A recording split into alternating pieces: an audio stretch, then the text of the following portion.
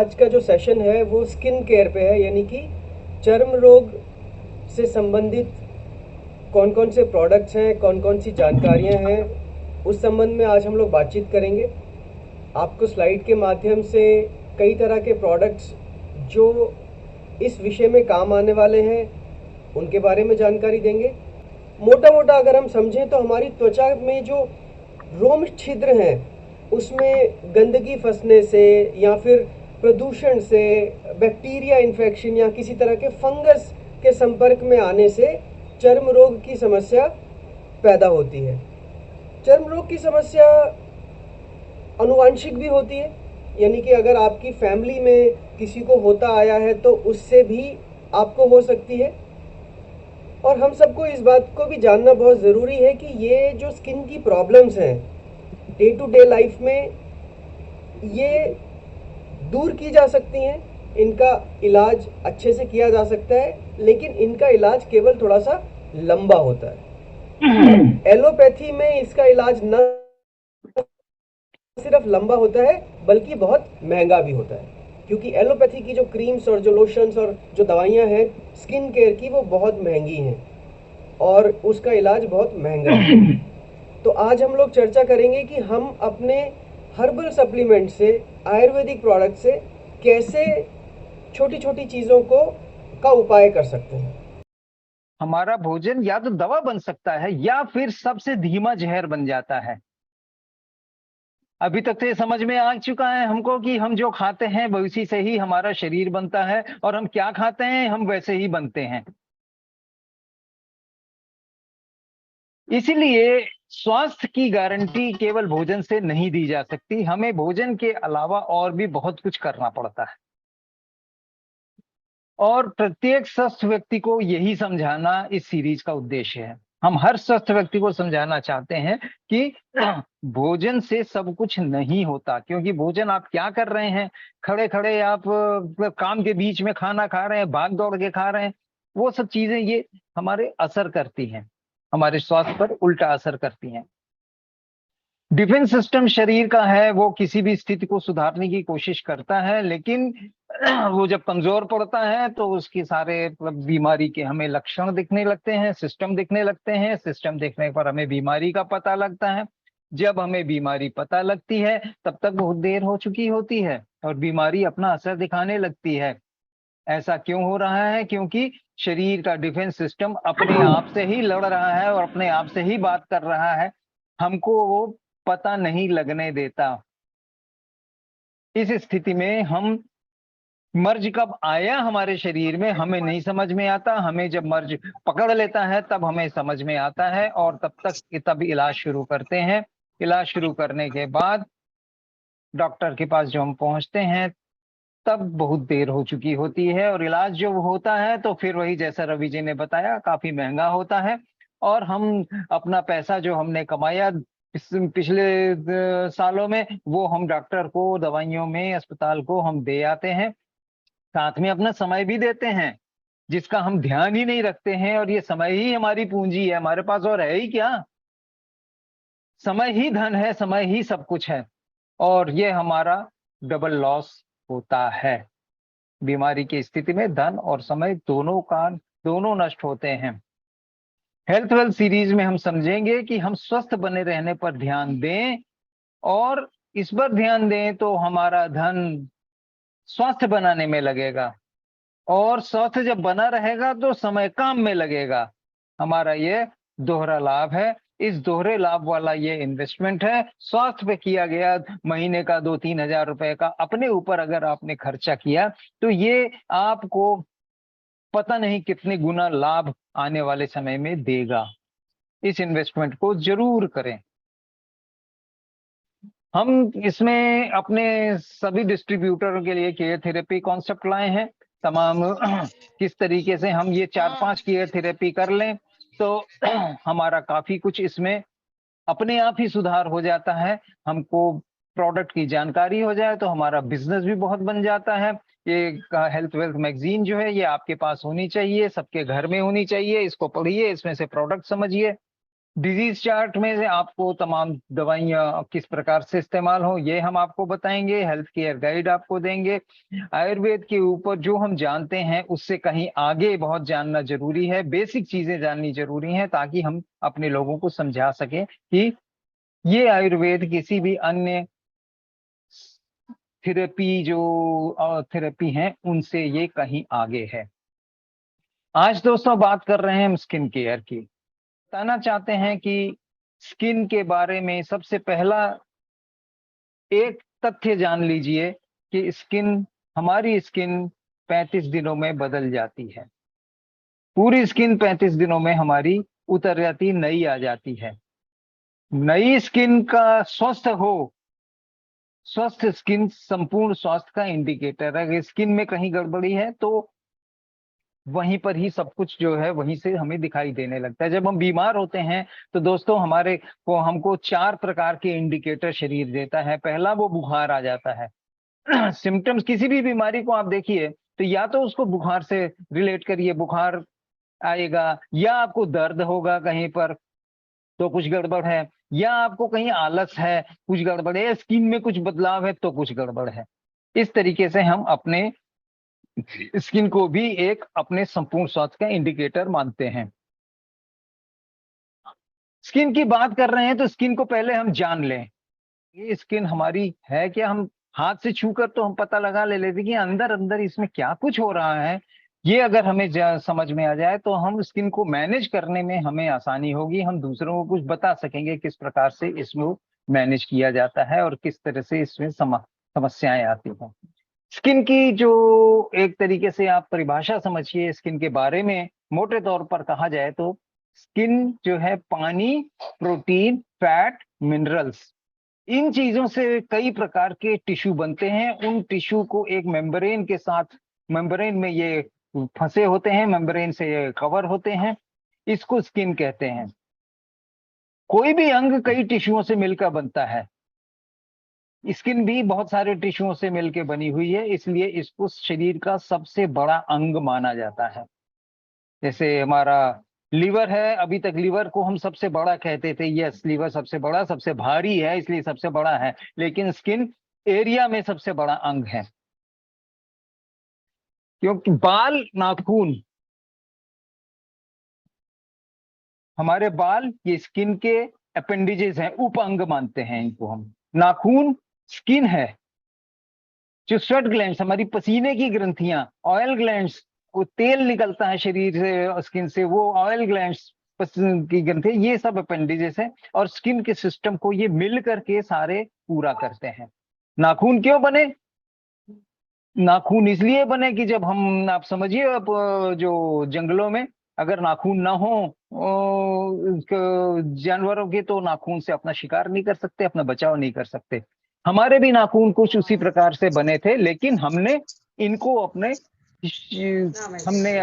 संभाल के और समेट के और ठीक ठाक से रखा हुआ है। स्किन को आप समझिए तो स्किन को 3 लेयर में समझा जा सकता है। 3 परतें स्किन की कौन सी हैं? सबसे पहली परत है एपिडर्मिस, सबसे ऊपर, सबसे बाहरी परत। सबसे बाहरी परत में आप देख रहे हैं यहाँ पर भी एक तो बैंगनी रंग की और उसके ऊपर गुलाबी रंग की 2 लेयर दिख रही हैं। ये एपिडर्मिस है और ये वाटर प्रूफ होती है और स्किन की यहाँ पर टोन भी बनती है। स्किन आपकी स्किन का कलर क्या है वो यहीं से ही निर्धारित होता है। एपिडर्मिस सबसे बाहर की। बीच वाला पार्ट है डर्मिस, इसको से कनेक्टिंग टिश्यू होते हैं, जो रोए होते हैं, बालों की जड़ यही होती है, हमारे पसीने की ग्रंथियां यही होती हैं और ऑयल की ग्रंथियां भी यहीं पाई जाती हैं। तीसरा है हाइपोडर्मिस, डर्मिस के नीचे सबसे अंदर का पार्ट, इसमें मुख्य तौर पर फैट होता है और इसमें कनेक्टिंग टिश्यू जो है वो होते हैं, जो जैसे स्किन को शरीर के अन्य अंगों से, हड्डियों से, मांसपेशियों से जोड़ने वाले हाइपोडर्मिस में ये रहते हैं। ये हुआ दोस्तों स्किन के बारे में, इन 3 परतों के बारे में बताया है। सबसे ऊपर एपिडर्मिस के बारे में ऊपर जो है हमने पॉइंट आउट किया था, याद रखिएगा, हमने 2 लेयर बताई आपको।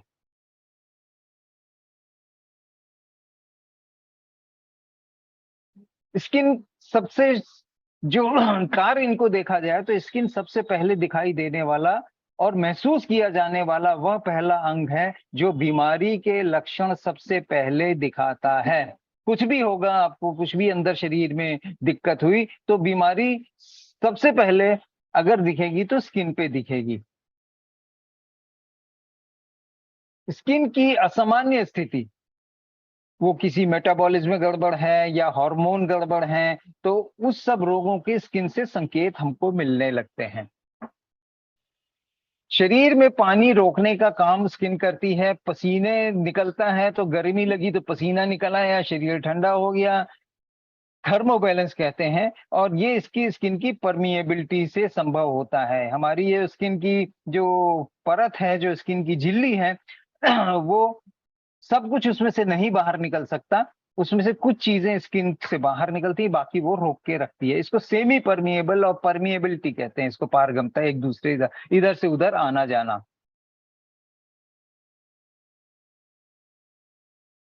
माइक्रोब्स, वायरस और एलर्जेंस, इनको रोककर जीवाणुओं से बचाती है। आप देखिए, अगर कहीं कोई जल जाता है, भाई उसको बताया गया 80 डिग्री बर्न है, 80% जल गया, 70% जल गया, उसको ढक के रखा जाता है ऊपर से कि उसके ऊपर इन्फेक्शन ना हो जाए। उसके पूरे शरीर पर जो एंटी बैक्टीरियल, जो सिल्वर सल्फर डाइजीन होता है एंटी बैक्टीरियल, उसका लेप किया जाता है ताकि इन्फेक्शन अंदर चला ना जाए। तो ये स्किन हमको पता नहीं लगता हमें कितने माइक्रोब्स के से बताती है। लाखों करोड़ों माइक्रोब्स अभी भी आपके आपके हाथ पैर और मुंह सिर सब जगह अभी भी चिपके हुए हैं। 24 घंटे चिपके रहते हैं। कभी हम सोते नहाने के बाद भी नहा रहे हैं तो भी चिपके रहते हैं। वो छोड़ा छोड़ा के हम उसको जो है देखते हैं, तो वो स्किन उनको रोकती है, उनका नुकसान हमें नहीं देने देती। जब धूप में हम जाते हैं तो यूवी रेडिएशन और डीएनए का डैमेज नहीं होने देती, ऑक्सीजन के अटैक को रोकती है, अपनी कोशिश भर ये करती है। स्पर्श और टेम्परेचर, कुछ भी गर्म छुइए आपको एकदम से करंट लगता है और आप हाथ पीछे खींच लेते हैं। ये अगर स्पर्श का सेंस ऑर्गन अगर स्किन का ना हो तो हमारा हाथ ही जल जाए और हम वहीं के बहुत परेशान होते आ सकते हैं। तो स्किन एक सेंस ऑर्गन की तरह है। कोई छुए आपको तो आपको पता लग जाता है, अगर टेम्परेचर है तो वो पता लग जाता है। में जितनी भी हमारी मसल्स हैं, हड्डियां हैं और तमाम अंगों को ढककर ये रक्षा करती है। कुल मिलाकर शरीर की सुरक्षा स्किन का सबसे प्रमुख कार्य है। मुख्य रूप से सुरक्षा है, बाकी सब तो इसका फिर और काम वो चलता रहता है।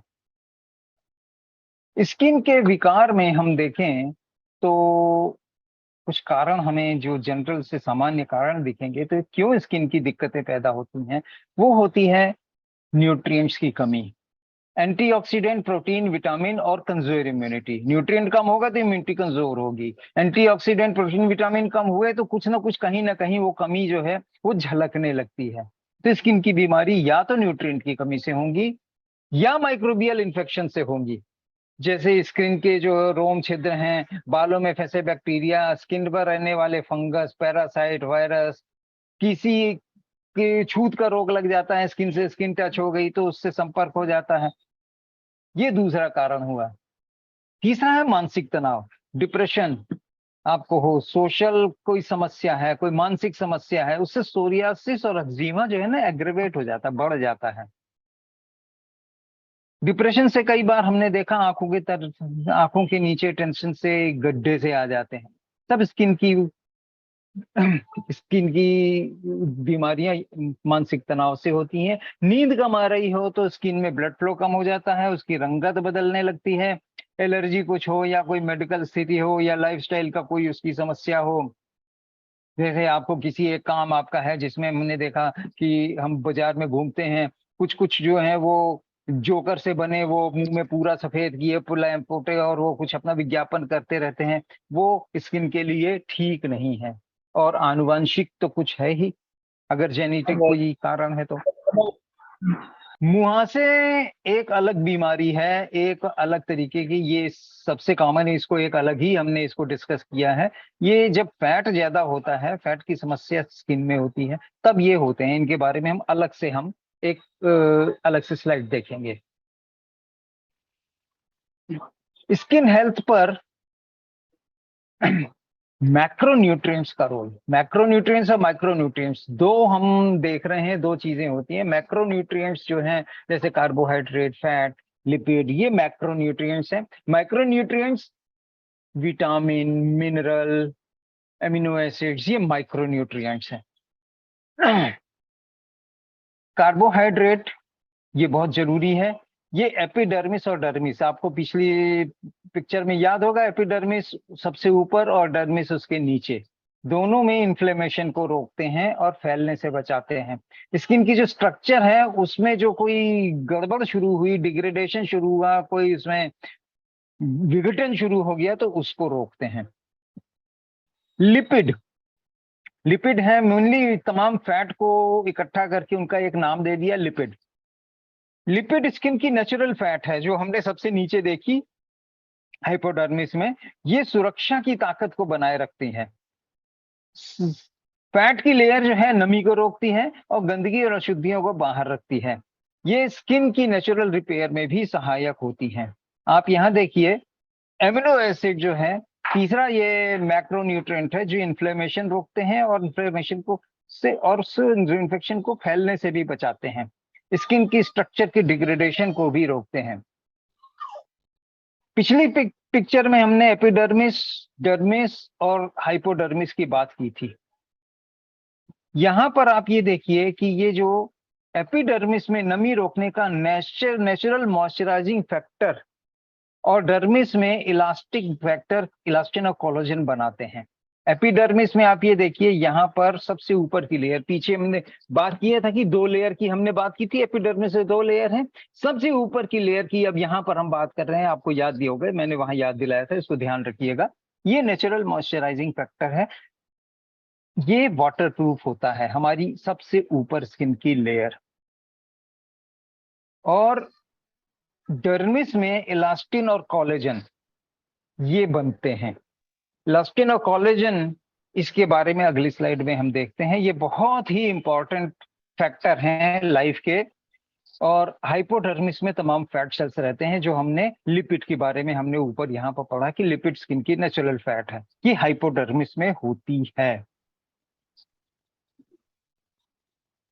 स्किन केयर, आपको अब कोलेजन और इलास्टिन के बारे में हम थोड़ा बता दें। हाइपोडर्मिस में इलास्टिन टिश्यू होता है, ये उम्र के साथ कम होता जाता है और एपिडर्मिस पतला होता जाता है, जिससे स्किन अधिक नाजुक होकर लटक जाती है। अब आप समझिए किसी वृद्ध और बुजुर्ग की स्किन क्यों लटकी होती है, उसका जवाब यहाँ हमको मिलेगा। ये इलास्टिन है हाइपोडर्मिस में देखिए, और ये कोलेजन है, और फैट सेल सबसे नीचे होते हैं। ये इलास्टिन और कोलेजन के टिश्यू जो हैं, इलास्टिन फाइबर है, जो इलास्टिन फाइबर का मुख्य घटक इलास्टिन है। ये इलास्टिन जो है इलास्टिक की तरह, ये फाइबर को इलास्टिक बनाए रखता है। और ये ध्यान दीजिए के केवल प्रारंभिक वर्षों में बनता है, उसके बाद शरीर में बनता नहीं, बाहर से हम दे सकते नहीं। ब्लड वेसल्स को भी इलास्टिसिटी ये देता है।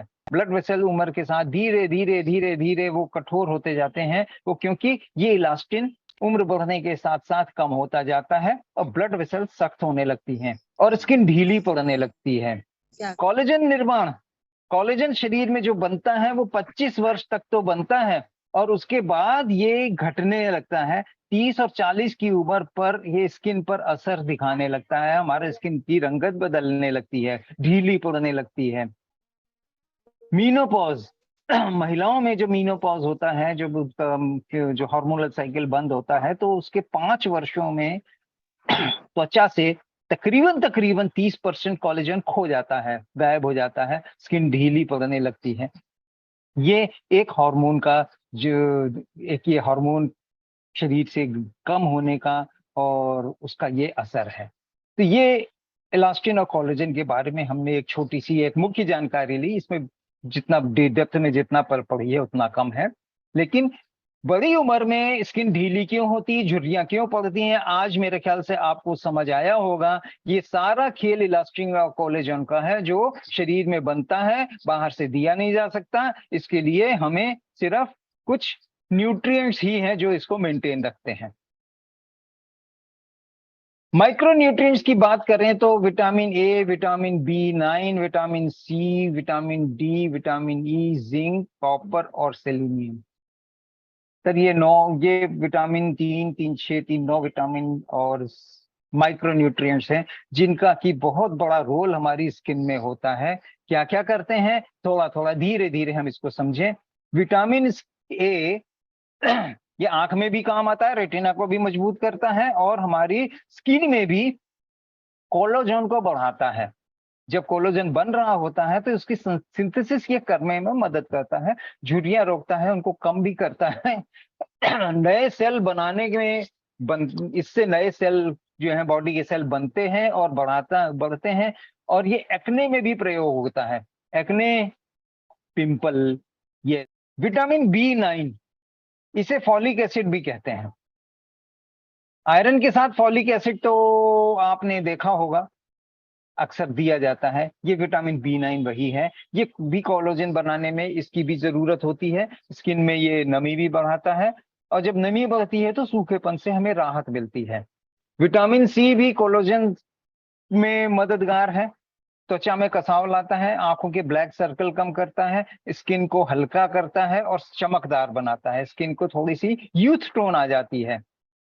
विटामिन डी अगर धूप में रहे तो धूप में बन जाता है, धूप में अगर नहीं रहते तो हमें बाहर से विटामिन डी के कैप्सूल खाने जरूर चाहिए, क्योंकि विटामिन डी कम रहता है बहुत सारी समस्याएं शरीर में होती हैं। लेकिन जहां तक स्किन का मतलब है, इम्यूनिटी बढ़ाने के साथ साथ ये एजिंग, उम्र के साथ जो एजिंग स्पॉट्स, जो दाग धब्बे आते हैं, हाइपर पिगमेंटेशन, जो पिगमेंट ज्यादा मतलब स्किन काली सी हो जाती है एज के साथ, उससे ये हमको बचाता है। विटामिन डी की कमी नहीं होनी चाहिए। विटामिन ई ज्यादातर ये जो है फैट सॉल्युबल विटामिन है, ये तमाम कॉस्मेटिक्स में बहुत इसका इस्तेमाल होता है। इसके विटामिन ई के कैप्सूल भी आते हैं। ये मेनली एंटीऑक्सीडेंट है और लिपिड को बचाता है। जो स्किन में जो लिपिड वाली लेयर है उसको ऑक्सीडाइज नहीं होने देता, उसको बचाता है। और यूवी से भी हमारे यूवी लाइट एब्जॉर्ब करके स्किन को एजिंग से बचाता है। इसलिए विटामिन ई की क्रीमें आती हैं, कॉस्मेटिक्स आते हैं, उनको इस्तेमाल किया जाता है। जिंक का बहुत बड़ा रोल हम समय समय पर हम आपको बताते रहे जी, मतलब शरीर में ये एंटी माइक्रोबियल है, एंटी फोटो डैमेज है। एंटी फोटो डैमेज का मतलब जो सूर्य की रोशनी से जो डैमेज होता है स्किन के ऊपर, उसको ये कम करता है, रोकता है। फोटो डैमेज मतलब लाइट से जो डैमेज होने वाला, फोटोग्राफी जैसे होता है ना, वैसे ही ये फोटो डैमेज वहां से बना है। ये से डर्मेटाइटिस, एक्जिमा, एक तरीके का एक्जिमा है। एक्ने या कील मुंह से एक्जिमा, ये भी एक्जिमा और अल्सर जैसे इन्फेक्शनों से हमारा बचाव होता है। कॉपर जो है वो बहुत जरूरी है स्किन का कलर को डिसाइड करने में, स्किन पिगमेंट मेलानिन को बनाने में, कोलेजन भी और इलास्टिन में भी बनाने में ये सहायक होता है। झुर्रियां कम करता है और हीलिंग को बढ़ाता है। सेलेनियम बहुत कम क्वांटिटी में चाहिए होता है, इन सब में सबसे कम चाहिए होता है। ये फ्री रेडिकल्स जो हैं उसको रोकता है। फ्री रेडिकल्स शरीर में तमाम ये बनते हैं और घूमते रहते हैं और ऑक्सीडाइज करते रहते हैं। वो सेल को ऑक्सीडाइज कर दिया, लिपिड को कर दिया, तो उनको रोकना जरूरी है। और समय से पहले झुर्रियां बनने के लिए, इसको रोकने के लिए यूवी इन्फ्लेमेशन, सेल पिगमेंटेशन से रक्षा करता है। आप ये देखिए, इसमें से इन 9 में से आप देखिए कुछ नहीं तो कम से कम 7 ऐसे माइक्रो न्यूट्रिएंट्स हैं जो कि हमें इलास्टिन और कोलेजन बनाने में सहायक है। कितना इंपॉर्टेंट है माइक्रो न्यूट्रिएंट्स। और ये माइक्रो न्यूट्रिएंट्स दिन भर में हमको 100 मिलीग्राम भी नहीं चाहिए मिलाकर। स्किन केयर पर अब हम आते हैं। स्किन केयर पर हमें 4 स्टेप हैं। पहला है सैनिटेशन, सफाई, स्किन हाइजीन। दूसरा है माइक्रो न्यूट्रिशन, मैक्रो न्यूट्रिशन। तीसरा न्यूट्रिएंट्स हैं, माइक्रो मिनरल्स हैं। इनको अगर हम एक सिलसिलेवार देखें तो इन 4 स्टेप्स को अगर हम समझें तो हम काफी कुछ स्किन केयर के बारे में समझ जाएंगे। स्किन के बारे में तो थोड़ा सरसरी तौर पर देख लिया, अभी इसको आप धीरे धीरे आप इसको दोबारा देखेंगे फिर समझेंगे। सबसे पहले पहला जरूरी है स्किन केयर में स्किन हाइजीन। हाइजीन मतलब सफाई। कुछ इसकी सफाई के लिए हमारे पास स्किन केयर के लिए कुछ कॉस्मेटिक्स हमारे बड़े विशेष हैं। जैसे ये फेस स्क्रब है, इसमें पपीते का एंजाइम पेपेन इसमें होता है, जो ऊपर से डेड स्किन सेल को हटाता है। स्किन के सेल जो मैंने बताया था ना कि आपको हर 35 दिन में स्किन बदलती रहती है, सेल मरते रहते हैं, नीचे से बनते रहते हैं, उसमें डेड सेल्स हटाते रहते हैं। बीटा कैरोटीन जो उसमें एक वो हमारा एक तत्व है शरीर में बनता है स्किन को मेंटेन रखने के लिए, इसको हेल्दी रखने के लिए, उसको भी बढ़ाता है। फेस स्क्रब में विटामिन ई है और जोजोबा ऑयल है जो स्किन की चमक को वापस लाता है और स्किन को हाइड्रेट करता है। फेस स्क्रब को इस्तेमाल कीजिए, आप इसको इस्तेमाल करके केवल फेस में ही नहीं, हाथ पैर पे भी लगाया जा सकता है स्किन को करने के, इसको टोन करने के लिए। नीम और जूनिपर बेरी, एक जूनिपर बेरी एक बहुत ही इफेक्टिव बेरी है स्किन के ऊपर। नीम और इनके हर्बल एक्सट्रैक्ट लेकर के हमने अपना Q9 फेस वॉश बनाया, जिसका लगातार उपयोग इसको करेंगे तो पिंपल से बचाव के लिए बहुत महत्वपूर्ण पोषण है। स्किन को न्यूट्रिशन भी दे रहा है और उसको स्वच्छ भी कर रहा है। पिंपल से बचाने का एक ये भी उपाय है। तीसरा कॉस्मेटिक हमारे पास स्किन हाइजीन में फेस पैक है, हल्दी और चंदन से युक्त।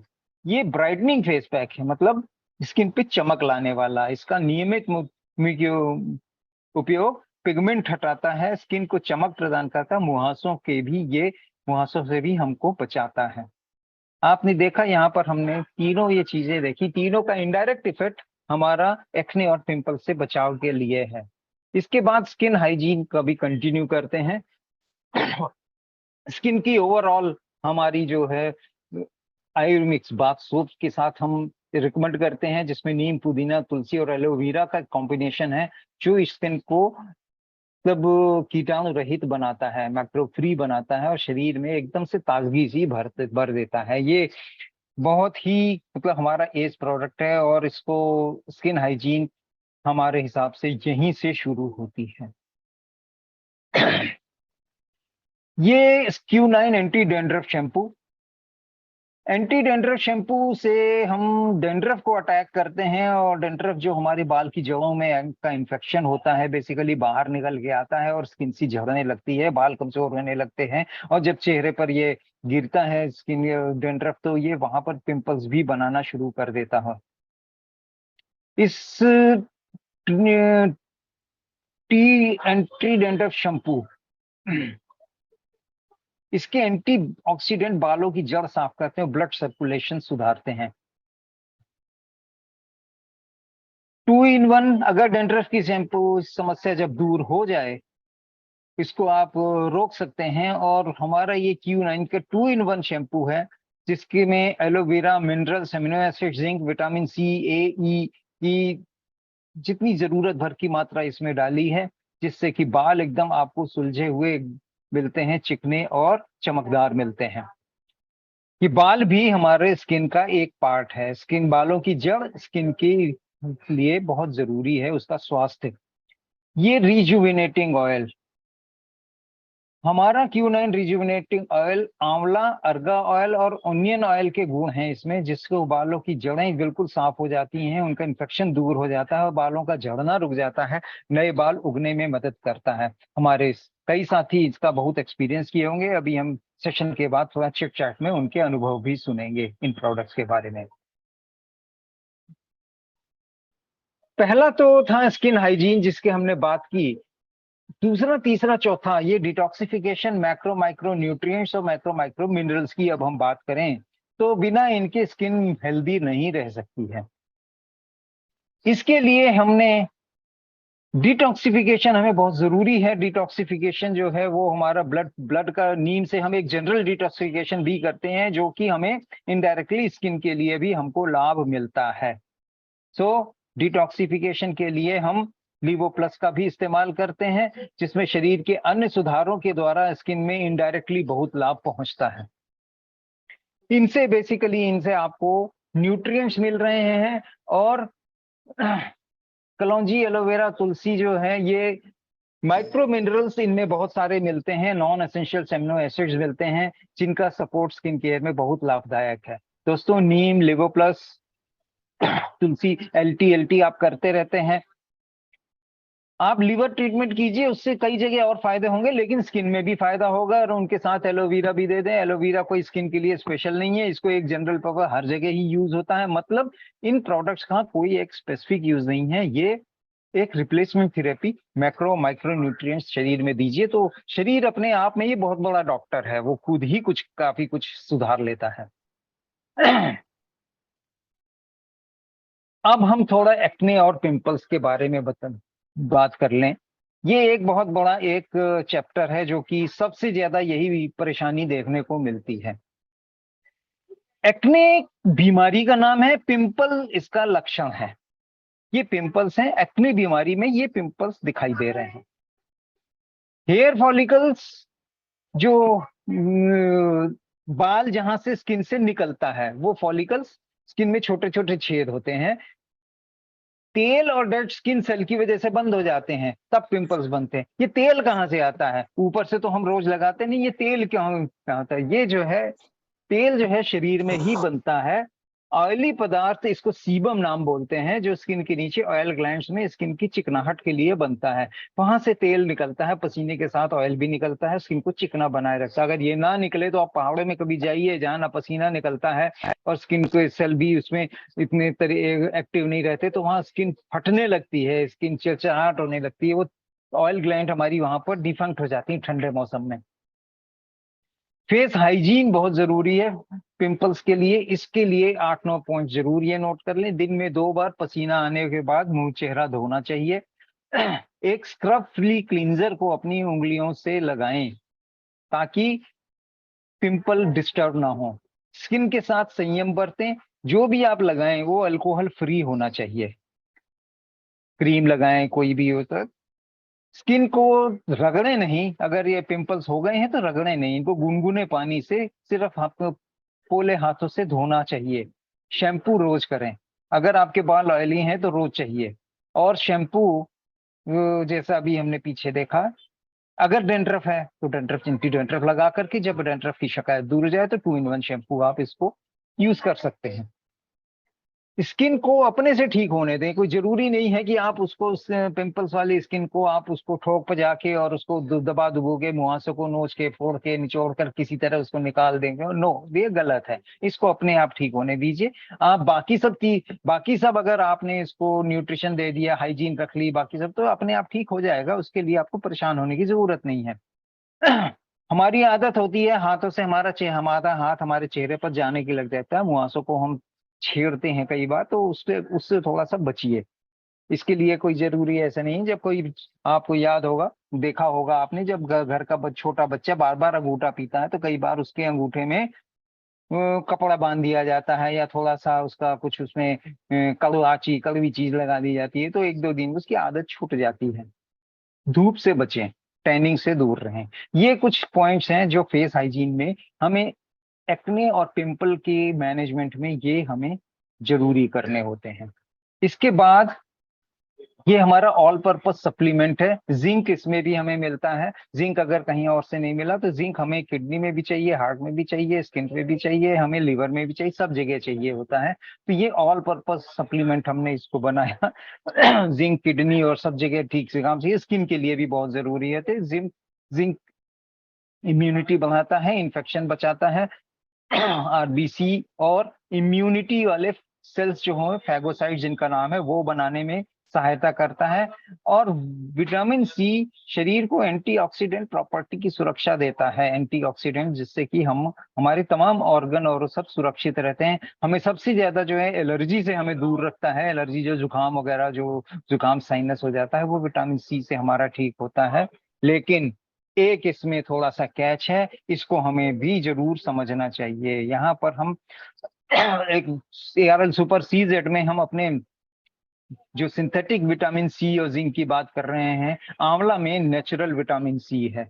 ये पढ़ें आप जरा यहाँ, सुपर सीजेट के लगातार प्रयोग से किडनी स्टोन बन सकते हैं, इसलिए कुछ समय के बाद इसको इस्तेमाल कीजिए, 10-15-20 दिन इसको इस्तेमाल करके फिर 3-4 हफ्ते 6 हफ्ते आंवला ड्रॉप्स या आंवला कैप्सूल लीजिए, आपको विटामिन सी मिलेगा, नेचुरल मिलेगा।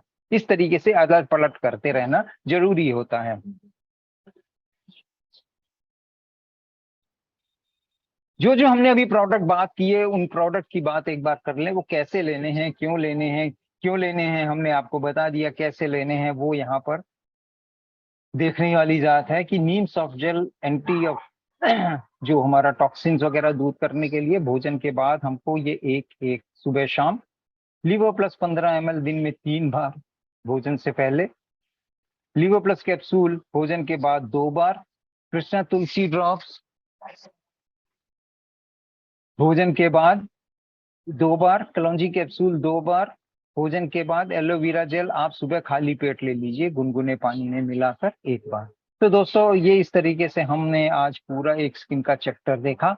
स्किन के चैप्टर में हमें क्या कुछ हमें भी करना